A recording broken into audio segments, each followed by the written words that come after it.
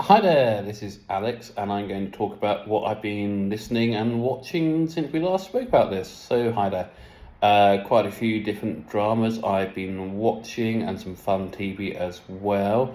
I started watching from episode 2, so I need to start watching it again on BBC iPlayer. Granite Harbour, which is a very good detective drama set in Aberdeen with the boat police there in Aberdeen, basically. It has Dawn Swan, who's, I think that's how you pronounce her name, who used to be in things like Holby City and Monica the Glen. She's a great Scottish actress, really good. And it's it's very enjoyable. So I also seen season one. So I somehow managed to not see season one. I think they put it in the 10:45 slot on BBC One, so when I sometimes miss things, it's after the news. So it's very worth watching. Good thing about the people of that area in Aberdeen. It's a really good watch. I enjoyed it. Um, then season 2 of Tokyo Vice has started, which is great. If you haven't watched it, I recommend it. Tokyo Vice is this drama based on the book of the guy who went out to Japan in Tokyo and basically became a journalist he was an American and became a journalist. It's a true story. In Tokyo for the late 90s, and you see the whole of Tokyo, including their sort of hostess clubs and the Japanese Akuda sort of violence, their sort of triad sort of violence, what happens out there. It's really good. It's got a really good, great, pumping, cool soundtrack that goes with it, so I well recommend it. It's good violence, really shot well, looks great in 4K. So we're watching that. I'm on season 2, episode 4. I think I got up to. I keep falling asleep for Joy's being ill. I hope you didn't see me itching my nose there. And yeah, so those are the two newest things. And then we've got Rebus, which started on this Saturday. Unfortunately, you can't binge watch it if you need audio description, because it doesn't have audio description on any of the other episodes, except the one that's been on BBC One. And it's an interesting concept because I didn't think I was going to like it, because what they've done is they've made Rebus young, said it now, made Rebus young. And this sometimes works and doesn't work with crime drama. It worked very well with Endeavour Morse on ITV, and I don't think it worked very well. It was on Netflix on a young Wallander. That didn't work very well. This Rebus one, I've watched one episode and quite enjoyed it, because they've taken the characters on the Rebus books, the Ian Rankin crime books, McCafferty's there still as a crime lord, and it works really well. I did enjoy the first episode and look forward to watching more of it. Richard Mathis, who's been an Outlander, is very good as a young Rebus, and there's lots of other really good Scottish actors. It looks good and it has a sort of very gritty Scottish crime feel to it. So those are three things. Fun TV one. I don't know what else. If there's any other drama I haven't mentioned. I started the Michael Keaton drama. Is it like Narco? I think it's about opium drama. I think it's got the wrong title. It's about the opium crisis in America. I need to continue watching that. Looks very good. What else I've been watching? It's quite a bit, man. I did sit down because I was feeling pretty ill and watched Baby Reindeer, which is an amazing drama. I'm not going to say it's not good when it is good, but I don't know. I found it as quite harrowing watching. It deals with quite high-end issues. And I find the main issue you take from it is that if the main guy had just come out and been honest, and yeah, he does, there's really nasty bits in it. And the two actors playing the main guy and the woman, Martha, are absolutely off the planet. Their acting is brilliant, so I recommend it. But it is quite a harsh watch. I think that's the only thing off Netflix I've been watching. Amazon, I don't know anything off Amazon I haven't watched except Neighbours. I watched Neighbours on Amazon, so that's something. I think that's all the TV stuff. Of course, there's stuff what's just finishing. Blue Lights is just finished this week. Very good ending. I think they're not going to do any more of the way they finished it. Good performances. MasterChef is got to the final this week. Enjoying that. Sorry, I got a cough. Joys of being ill. I think that is everything on TV wise. Then we get to the sort of, as I said, everyday sort of things, a bit of fun watching I do, which is Made in Chelsea. That looks quite fun this week. And I started watching the Danny Minogue thing, I Kissed a Girl, which is quite fun. It's like 10 lesbians on an island in Italy, and who they fall in love with. It's very funny. Daniel Oak's quite fun in that, so that's sort of fun watching. I think that's all TV wise. Sorry, I think the camera might have moved in. I hope it's all good.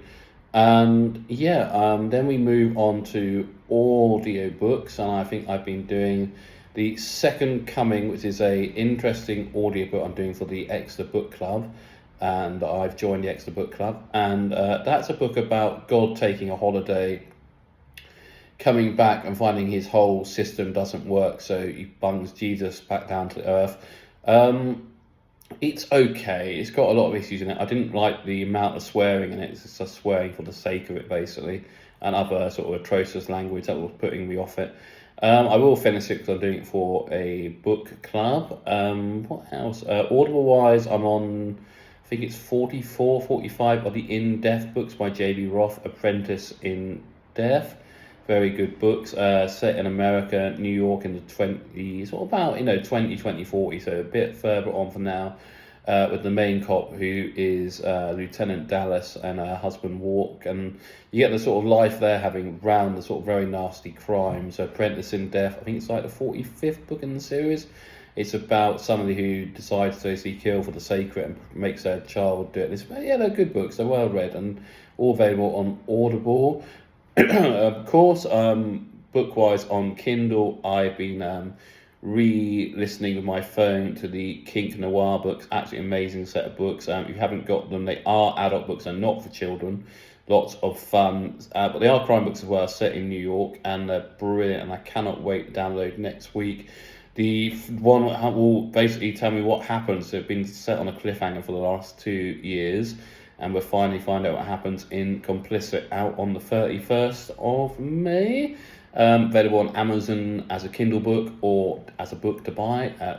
Well recommended. That's Kink Noir Complicit, that comes out next week. Yeah, I'm trying to think what else I've been listening or reading to. I think that's it.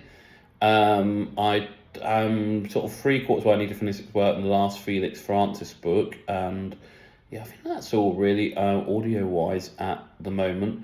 And then we move on to what's been on the radio through BBC Sounds or actually listening to it.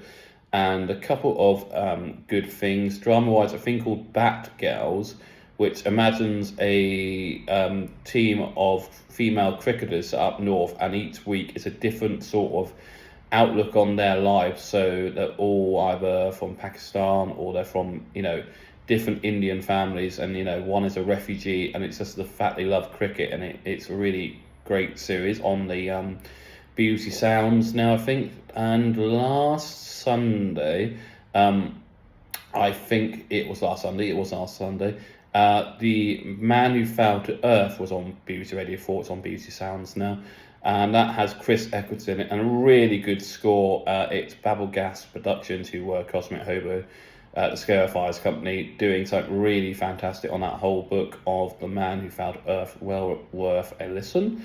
I think that is everything on the BBC Sounds front. And then we go on to the music front, because every Friday in the UK music comes out. And we had the absolutely amazing Beth Gibbons Knives No More, I think it's called. Don't quote me on that title, so I haven't got it in front of me. I apologise if I've got it wrong. And this is Beth Gibbons. I personally think it's her second solo album, but she's saying it's her first solo album. She did have an album out in the late 90s, early 2000s, which was like a solo project with I can't remember what it's called now, sorry, it was like a solo project. It's beautiful, you haven't got it.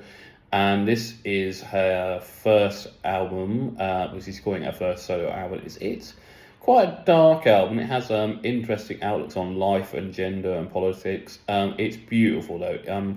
I managed to get finally from Onion Heart Records on black, gorgeous vinyl, and the artwork is beautiful. It's a beautiful gatefold, thick vinyl, and it's also available in like a Ladybird thick book if you want it on CD. It comes with an art print and lots of extra things. So yeah, well worth getting on vinyl because it sounds gorgeous.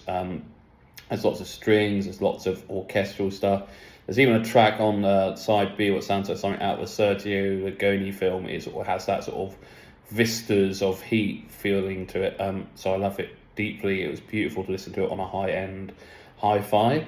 I also got recently the red vinyl of Garbage's Bleed Like Me, the reissue, the 30th anniversary, I think it's reissue, which sounds gorgeous on one. I did think it was a little bit quiet, which is the problem you sometimes get with rock vinyl. It can be a little bit quiet, but also brilliant performances from Shirley Manson on that album, some beautiful tracks on there, some real sort of ones you will be tapping your feet to. That's what I was doing.